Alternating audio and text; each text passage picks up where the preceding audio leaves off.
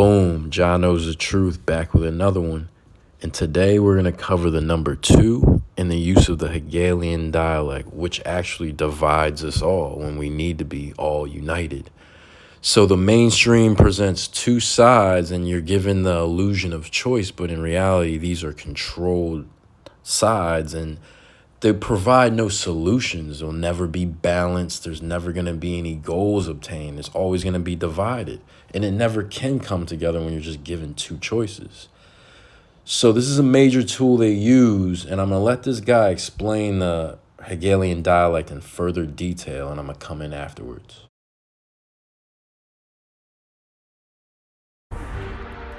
One of the philosophies which they use is that of the dialectic.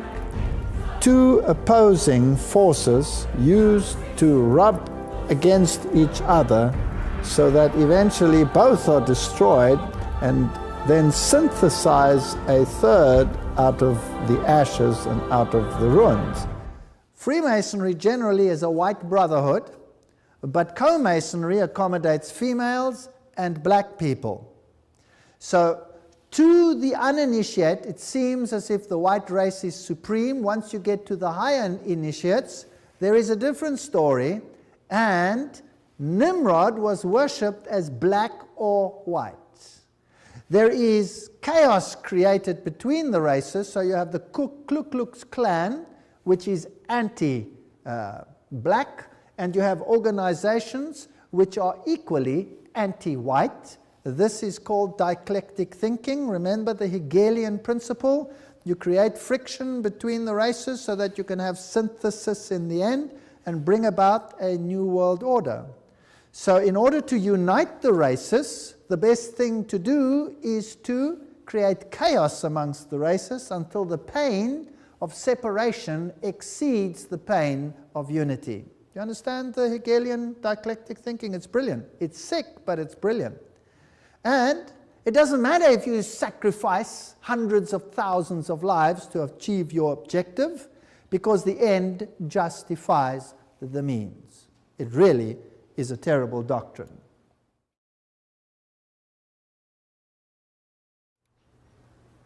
Now, how were they going to do it? Let's read what Albert Pike wrote about these wars and how they were going to be unleashed. He wrote, quote, "We shall unleash the nihilist and the atheist," so the destroyer and the atheist, "and we will provoke a formidable social cataclysm which in its horror will show clearly to the nations the effect of absolute atheism. Origin of savagery and the most bloody turmoil. Then everywhere the citizens obliged to defend themselves against the minority of revolutionaries will exterminate these destroyers of civilization, and the multitude, disillusioned with Christianity, will receive the pure light through the universal manifestation of the pure doctrine of Lucifer. The destruction of Christianity and atheism, both conquered and exterminated at the same time." Wow, what a clever plan. So you rub the two systems which you create up against the other. You create atheism as an antithesis to the Judeo-Christian culture. You have these two clash until they rub each other up, and then out of that you will get a new world order where you have a new religion which is far more esoteric and actually honors Satan. Isn't that a rather clever plan? Well, it's very successful. That is why ordo ab cao is the verse, if you like, that Freemasonry uses. This is one of their documents, remember, that I photographed in a Masonic lodge. Here is an interesting quote from Popery, Puseyism, and Jesuitism. "At what then do the Jesuits aim? According to them, they only seek the greater glory of God, but if you examine the facts, you will find that they aim at universal dominion alone." You see, Rome had lost universal dominion, and the Protestant Reformation had been a major problem in this issue, a major problem. They have rendered themselves indispensable to the Pope, who without them could not exist, because Catholicism is identified with them. They have rendered themselves indispensable to governors and hold revolutions in their hands. And in this way, either under one name or another, it is they who rule the world. You see, the papacy has crowned itself ruler of the entire world. The Pope is the ruler of the entire world. That's the Holy Roman Empire spread over the entire planet. So you see, the Hegelian dialectic is a very divisive tool used against society to get to a means that they control. Hence the term controlled opposition. You see someone you're agreeing with while you're rebelling against the system, but you're not realizing they were put there to be an option for if you pick that side. Just like if you're on the liberal side, you're just gonna ride the wave of the blue party and you're gonna go along with every liberal principle. So the solution is somewhere in the middle of being presented these things, analyzing them, and coming to your own determination, which if you're smart, you'll just see it's controlled. Every part of these programs and the propaganda they put out is controlled.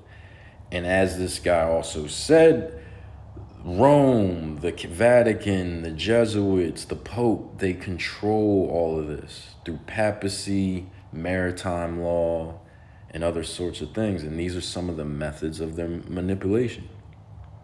Something he said that was very interesting about Masonry, how the front is all white, but the higher up you go, it's a different story. And that's the story they don't tell us. And these pictures are depicting how they portray Jesus and all these figures in the Bible as white, but in reality, they were originally depicted different.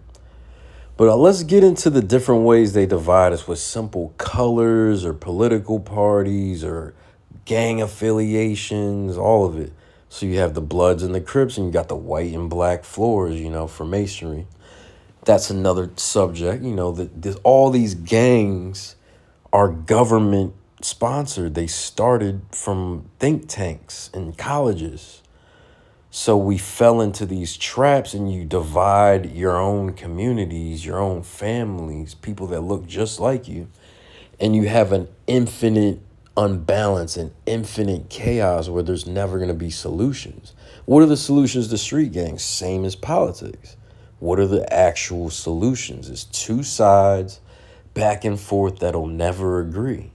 And look at this again with the colors. It's the same colors back and forth. Red and blue, red and blue. You think that's by accident?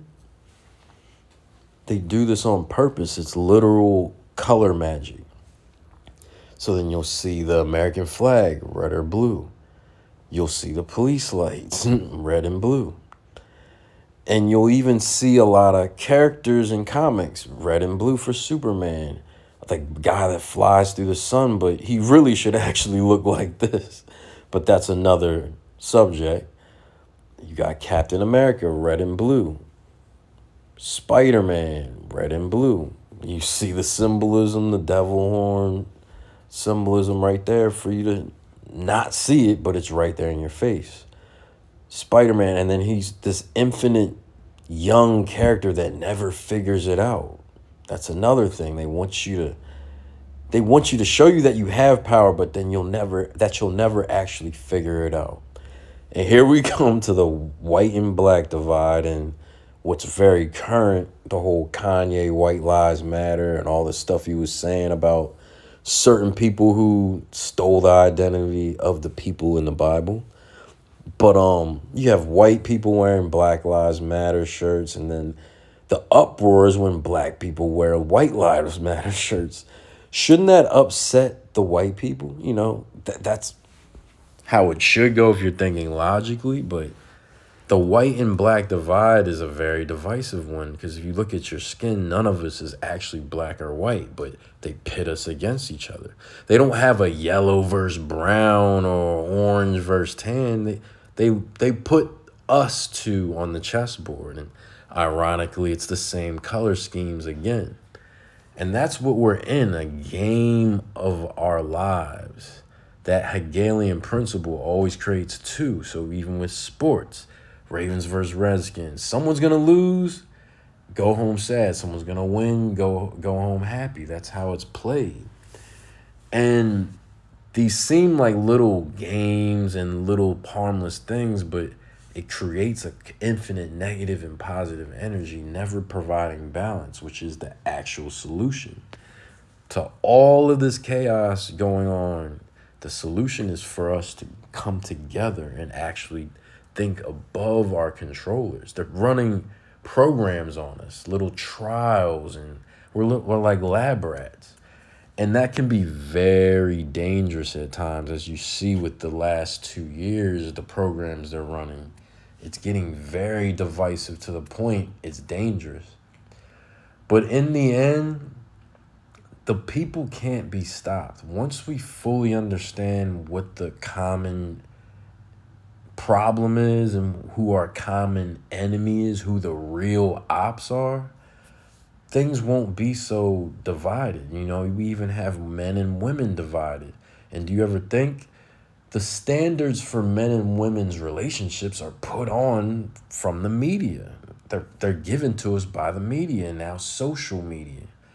So even that principle of the left, right, man, woman, negative, positive, God, Satan, like the imbalance is perpetuated. So the solution is actually simple. It's knowledge of self and the universe around you, and then spreading that knowledge and combining your forces with like-minded individuals. And I'm seeing a lot of that, but the people in control are in control of the worldwide narrative. But we can come together and beat this, but all we have to do is just keep speaking out the truth. And we'll start to unite in those principles. Peace.